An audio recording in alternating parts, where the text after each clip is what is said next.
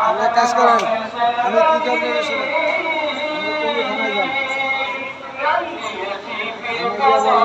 আমরা থানায় একটা জিডি করবেন যে আমার কাছে এসে জোরপূর্বক আমার কাছে